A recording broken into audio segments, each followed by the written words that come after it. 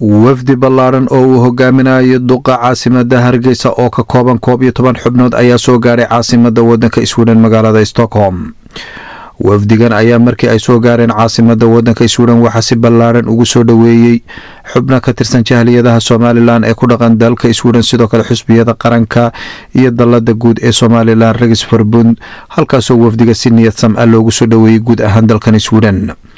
duqa magaalada Hargeysa ayaa faahfaahin ka bixiyay ujeedada safarkan ay ku yimaadeen wadankan Sweden magaalada Stockholm. dhammaan jaajirka Somaliland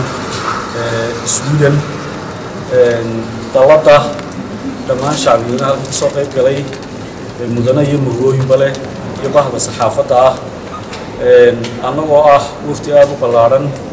guud ahaan ka kooban 12 xubnood oo ay naga hadheen 3 qof oo labada falaad soo socda oo wasiir ku-xigeenkii wasaaradda qorsheynta qaranka Cabdikariin Axmed Mooge iyo maarayn ku-xigeenkii dekedda Berbera Cumar aad baan idinku mahadnaqaynaa annagoo halkan ku nimid martiqaad rasmiya oo ka helay dawladda hoose muxuu ahaa Stockholm oo horena aan ugu martigelinay iyaga iyo dalada Hargeysa iyadoo xiriirkayga wada shaqeynayay halkaa ka sii socon doono shacbigana waxaan leeyahay iyo jaaliyadeedana waxaan leeyahay aad baa u mahadsantihiin runtii waa cagtii saddexaad markii ugu horeysay annagaa nimid marlabaadkiina waxaa yimid xogeeyaha fulinta Mr. Lash iyo tiim hogaaminaya Hargeysa yimid tanna waa tii saddexaad oo annagu halkan ku nimid oo inaan iminka toos soo aragno maayarka magaalada Stockholm waxaan filaynaa in arrintaasi arrin ku dhamaato noqoto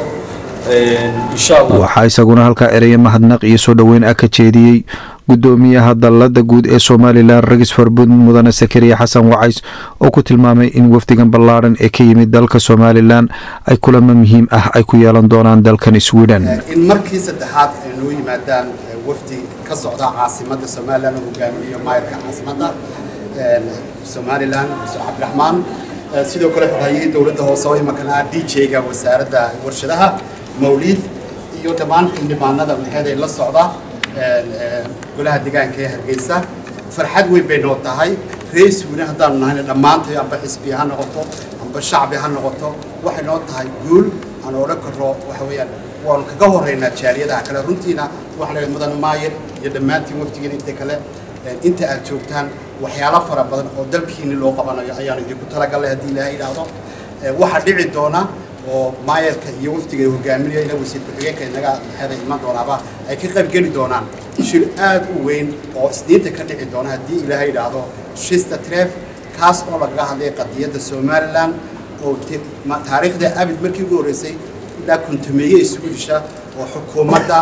baayac shirkadaha ay kaga hadlayaan qadiyadda Somaliland iyo sidii loo maalgelin lahaa iyo sidii Somaliland looga dhaadhicin lahaa maxay adduunka caalamka gaar ahaan Sweden waxaan ognahay Sweden inay aqoonsatay Falastiin waxaan aaminsanahay wadanka labaad ee aqoonsanaya inuu Somaliland noqdo waxaankiina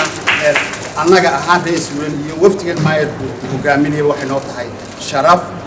waxa leena la qaybsada aad iyo aad baan ugu mahadnaq waxaan la joogo gudoomiye ku-xigeenka xisbiga wadani Mubaarak waxaan la joogo gudoomiye xisbiga kulmiye hada Fuad Kaamil gudoomiye garabka haweenka Foosiye Gabax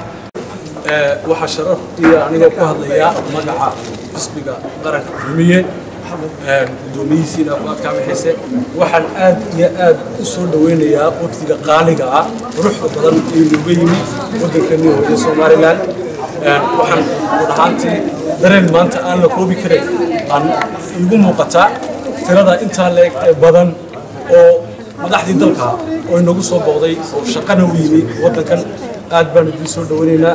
jaaliyadda Somaliland ee ku dhaqan dalkan Sweden intii intana la kala joogto kaliya maaha magaaladii baa la idinku sugayaa dalku dhan baa la idinku sugayaa magaalo kasta la idinku sugayaa insha Allah alxamdulillah rabbil caalamiin waxna aad iyo aad ugu mahadnaqayaa dadka reer Sweden runtii iyo gaar ahaan dadka degan magaalada Stockholm iyo gaar ahaan waliba inta maanta halkan ugu soo dhaweysay runtii sida la sheegay muxuu ahaa shirkina arrinta aan u socdaa dad dheer bay soo socotay markii hore dowladaha hoose ka bilaabantay inuu mataaneeyo haddeerna waxay maraysaa in qaranka oo dhan runtii iyo qaranka Sweden la isku xidho runtii aan aad ugu faraxsanahay inaan ku maralinay dadkii runtii muxuu ahaa arrintaa bilowgeeda lahaa ay ka mid yihiin dalada muxuu ahaa jaliyada reer Somaliland ee Sweden hogaamiyayaasheeda iyo guud ahaanba shucuubta halkan degan runtii aad iyo aad baan ugu mahadnaqaynaa waxaan leenahay halkan ka sii wada waa ka dheerayseen markii ugu horreysayna soo dhaweyseen maaha marar hore badan baana soo dhaweyseen runtii arrintan insha Allah way mardali doontaa waana mahadsantihiin wafdiga ayaa isla maantaba qada sharaf si weyn loo soo agaasimay waxa ku maamusay dalada guud ee Somaliland Regisverbund halkaasoo ay ka soo qayb galeen haweenweynaha Somaliland sidoo kale xubno kale oo muhiim ah oo si ballaaran u soo dhaweeyay wafdiga ka yimid Somaliland ee haatan ku sugan wadanka Sweden dalmar iyo guuleed telefishinka qaranka Somaliland magaalada Stockholm ariga Sweden